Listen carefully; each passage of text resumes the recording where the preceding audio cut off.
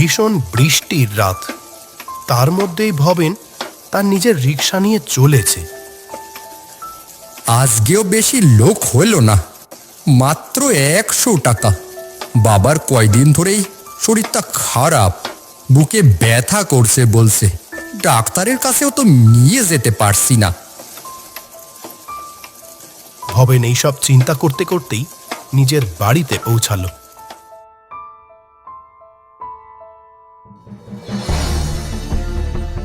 বাবা, এ কি এমন করছো কেন? কি হয়েছে? ভবেন দেখে ওর বয়স্ক বাবা শুয়ে শুয়ে খুব জোরে জোরে শ্বাস নিচ্ছে। ওনার যে ভীষণ কষ্ট হচ্ছে তা ভবেনের বুঝতে কোনো অসুবিধা হয় না। বাবু, আমার ভীষণ কষ্ট হচ্ছে রে। ভবেন বুঝতে পারি তার বাবাকে আর বাড়িতে রাখা যাবে না। আমি এখনই তোমারে হাসপাতালে নিয়ে যাচ্ছি। ভবেন তার বাবাকে কোনো মতেই রিক্সাতে বসিয়ে হাসপাতালে রওনা দিল। ভবেনের রিক্সাটির অবস্থা ভীষণ খারাপ, টাকার অভাবে সেটাও কতদিন হলো সে ঠিক করাতে পারছে না। ভীষণ রকম কষ্ট হচ্ছে ভবেনের রিক্সা চালাতে, তাও সে রিক্সা চালিয়ে চলেছে। আর একটু কষ্ট সহ্য করো, হাসপাতালে পৌঁছে গেছি। ওফ, কি ভীষণ কষ্ট। কোনো মতে ভবেন বাবাকে নিয়ে পৌঁছালো হাসপাতালে। হাসপাতালের একটি লোক ভবেনকে এরকম ভাবে হাসপাতালে ঢুকতে দেখে বলে, কি রে ভবেন, তুই এখন? নিশ্চয়ই গ্রামের কারোর অসুখ করেছে, তাকে এই ঝড় জলের রাতে হাসপাতালে নিয়ে এসেছিস না? গ্রামের লোকগুলোও বটে এমনিতে তোকে দূর ছাই করে, আর বিপদে পড়লেই তোর কথাই মনে পড়ে। আর তুইও অমনি না করতে পারিস না। রুগীটা কে রে? অবস্থা দেখে তো একদম ভালো মনে হচ্ছে না। ভবেন আর নিজের চোখের জল ধরে রাখতে পারে না। এ কে রে, তুই কাঁদছিস কেন? জীবনদা, আমার বাবার খুব কষ্ট হচ্ছে গো। সে কি, উনি তোর বাবা? দাঁড়া দাঁড়া, এখনই ডাক্তারবাবুকে ডাকছি। কিছু সময়ের মধ্যেই ডাক্তার এলো। বেশ কিছুক্ষণ ভবেনের বাবাকে পরীক্ষা করার পর বলে, ভবেন, তোর বাবার অবস্থা একদম ভালো নেই, এখনই বাইপাস করতে হবে। ডাক্তারবাবু, যা করতে হয় করেন, দয়া করে আমার বাবারে ঠিক করে দিন। এই বলে নিচু হয়ে ডাক্তারের পা দুটি জড়িয়ে ধরল ভবেন। আরে আরে, এ কি করছিস? ওঠ ওঠ, আমি তো অপারক রে, চাইলেও কিছু করতে পারবো না। কেন কেন পারবেন না? আপনি তো ডাক্তার। তা তো ঠিক, কিন্তু এই গ্রামীণ হাসপাতালে বাইপাস অপারেশন করার মতো পরিকাঠামোই নেই। তাহলে কি বাবার বাঁচবে না ডাক্তারবাবু? তোর বাবাকে আগে আনলি না কেন? এখন তো অনেক বাড়াবাড়ি হয়ে গেছে।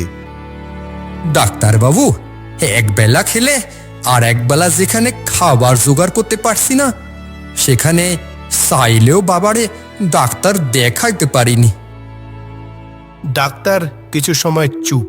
তার আর কোনো ভাষা নেই ভবেনের এই করুণ আকুতি শোনার পর। ডাক্তারবাবু, একবার চেষ্টা করে দেখুন না, ভবেনের বাবার জন্য যদি একটু কিছু করা যায়। ওদিকে ভবেনের বাবার অবস্থা আরো খারাপ হচ্ছিল। এখন একটাই উপায়, ওনাকে শহরে নার্সিংহোমে নিয়ে যেতে হবে। ওখানে অপারেশনের ব্যবস্থা রয়েছে, কিন্তু কিন্তু কি? ওখানে বাইপাসের মতো বড় অপারেশনের জন্য অনেক টাকা লাগবে। সেখানে তুই এক কাজ করা যায়, তুই বরং অসীম বাবুর কাছে যা। উনি পঞ্চায়েত প্রধান, সাথে আবার এত বড় কাঠের ব্যবসা। উনি হয়তো ঠিকই টাকা দেবেন। হ্যাঁ রে ভবেন, তুই বরং তাই কর। আর দেরি করিস না।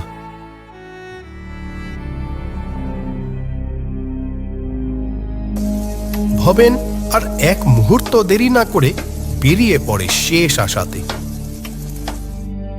অসীম বাবু, একবার দরজাটি খুলুন, খুব জরুরি দরকার আছে।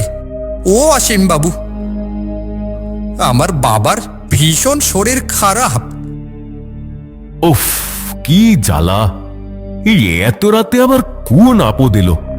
একটু যে শুয়ে শান্তিতে ঘুমাবো সেই উপায়ও নেই। দরজা খুলতেই ভবেন ওর পা জড়িয়ে ধরে। এই ছাড় ছাড়, কি করছিস? তোর শরীর তো পুরো ভেজা, ওই হাত দিয়ে আবার আমার গায়ে হাত দিচ্ছিস? কি নোংরা জামা কাপড়! কি দরকার বল? অসীম বাবু, আমার বাবার খুব শরীর খারাপ, আপনি পাশে না দাঁড়ালে বাঁচাতে পারবো না।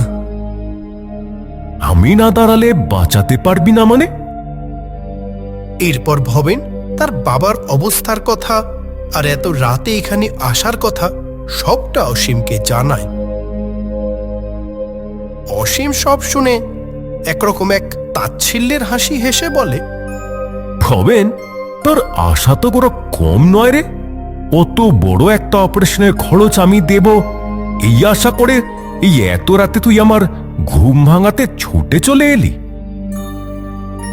আপনার কাছে তো অনেক টাকা আছে, যদি আমায় একটু সাহায্য করেন আমি মিটিয়ে দেবো আপনার টাকা ঠিক, কিন্তু দেরি হলে আমার বাবাটা যে বাঁচবে না বাবু। কি বললি? আমার টাকার উপর নজর দিচ্ছিস? তার টাকাকে আমি তোদের মতো এই ভিখারিদের জন্য রোজগার করি? না না, সেইটা বলিনি। 1 টাকাও দিতে পারবো না। কত বড় আস্পর্ধা! তোর বাবা মরে যাক, ওর মরে গেলে তোর জন্যই ভালো, একা একা থাকবি মনের সুখে। এই যা তো এখান থেকে, রাত বিরেতে বিরক্ত করিস না। ভবেনের চোখের সামনে এখন শুধুই অন্ধকার। ও বুঝতে পারল বাবাকে বাঁচানোর শেষ প্রদীপটাও নিভে গেল। হাসপাতালে ফিরে দেখে ডাক্তারবাবু ওর বাবাকে নিয়ে তৈরি নার্সিং হোমে যাওয়ার জন্য। কিলে, টাকা দিয়েছেন তো উনি? আমি নার্সিংহোমে কথা বলে নিয়েছি, তোর অবস্থার কথাও বলেছি। ওরা বলেছে নার্সিংহোমে থাকার কোনো টাকা দিতে হবে না, শুধুমাত্র যে ডাক্তার অপারেশন করবে তার টাকাটা হলেই হবে। চল চল, আর দেরি নয়।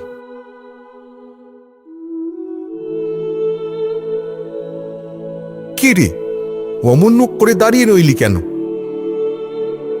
ভবেন ওখানের সব কথা ওদেরকে বলে।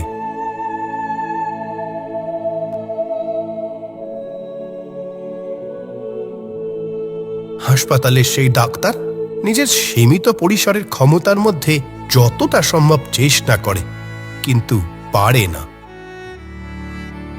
সারা রাত তীব্র কষ্ট পাওয়ার পর ভোরের দিকে ভবেনের বাবা জীবনের মায়া ছাড়ে।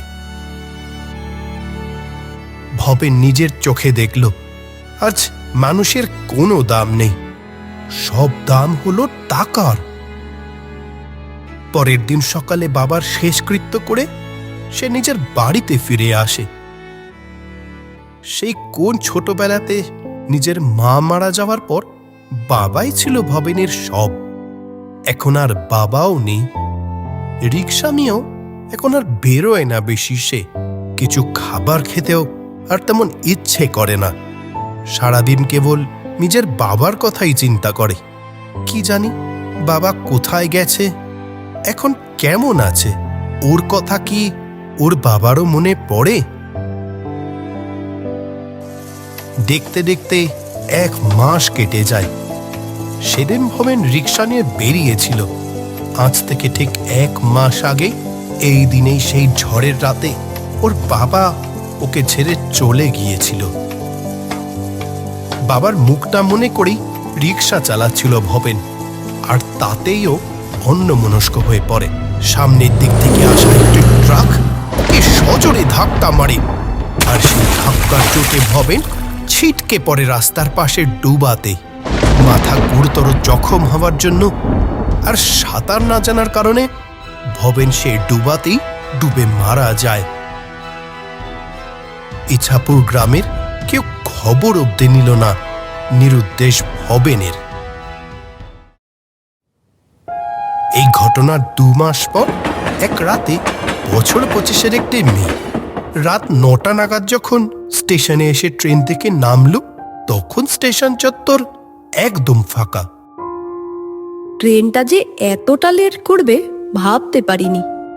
স্টেশনের বাইরে তো একটাও রিক্সা দেখছি না। বাড়ির অতটা রাস্তা হেঁটেই যেতে হবে দেখছি। মেয়েটি যদিও আগে এখানে এসেছে, তবে বৃষ্টি পরবর্তী সময়ের পরিবেশটা যেন বেশ গা ছমছমে। চারিদিকে ঘুটঘুটে অন্ধকারে ঢাকা। কিছু দূরে একটি গাছের নিচে কটি লোক বসেছিল। মেয়েটিকে দেখেই তারা লোলুপ দৃষ্টিতে তার দিকে তাকায়। ও মা, ওটা কে যাচ্ছে রে? আরে তাই তো দেখছি রে, ও আমাদের জন্যই এসেছে মনে হয়। মেয়েটি লোকগুলির কুমতলব বুঝতে পেরে বেশ জোরে চলতে শুরু করে। তবে আর কিছুটা যেতেই লোকগুলোকে ঘিরে ধরে। মামুনি, তুমি তো রাত পড়ি, এমন ভাবে আমাদের একা ফেলে চলে গেলে হবে? তুমি আমাদের সাথে চলো। এই বলে লোক দুটি মেয়েটির দিকে এগোতে থাকে। ঠিক এমন সময় একটা রিক্সা ওদের কাছে এসে দাঁড়ায়। এই, তোর এখানে কি চাই? চল যা এখান থেকে।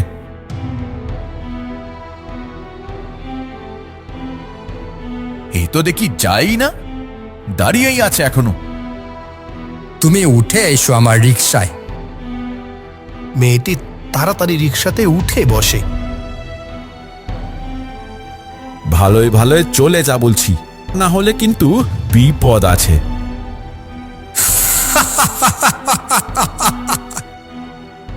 একে মজা দেখাতেই হবে। এই বলে লোক দুটি রিক্সাওয়ালাটিকে যেই না চেপে ধরে, অমনি ওরা শিউরে ওঠে। কি ভীষণ ঠান্ডা হাত! রিক্সাওয়ালাটির চেহারা ধীরে ধীরে বদলাতে শুরু করে। মেয়েটি সেসবের কিছুই দেখতে পেল না। ভূত! ভূত!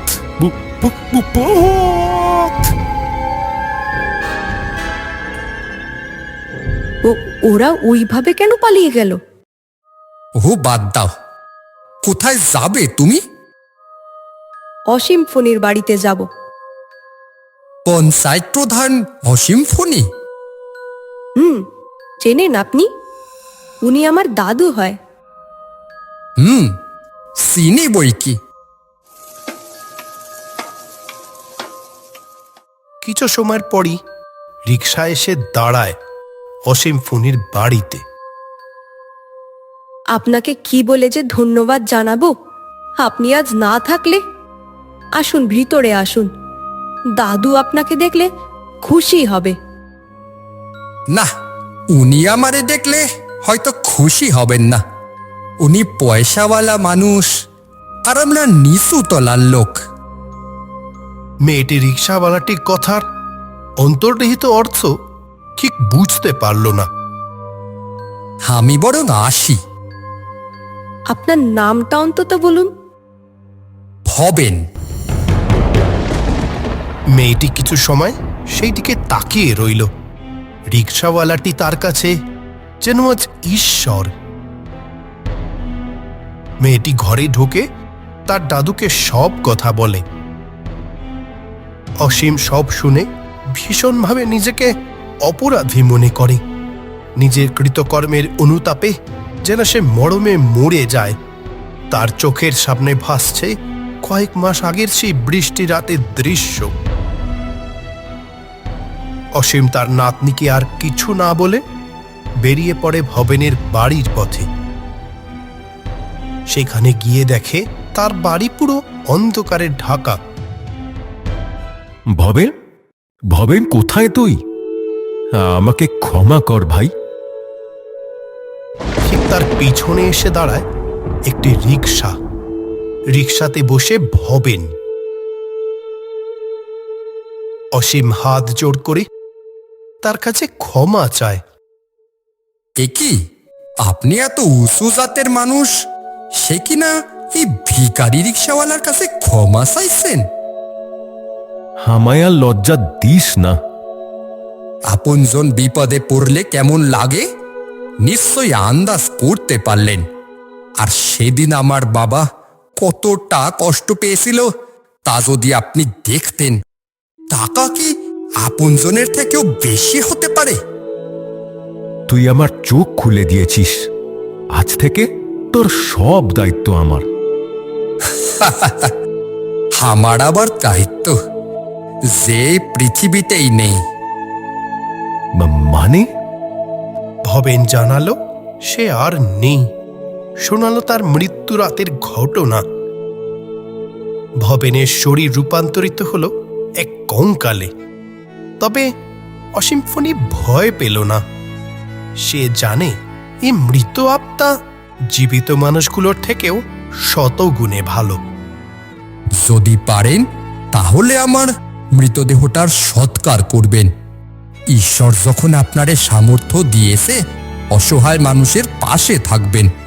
এই পৃথিবীর বাইরেও আর একটা জগৎ আছে যেখানে সব কাজের কৈফিয়ত দিতে হয়। চলি।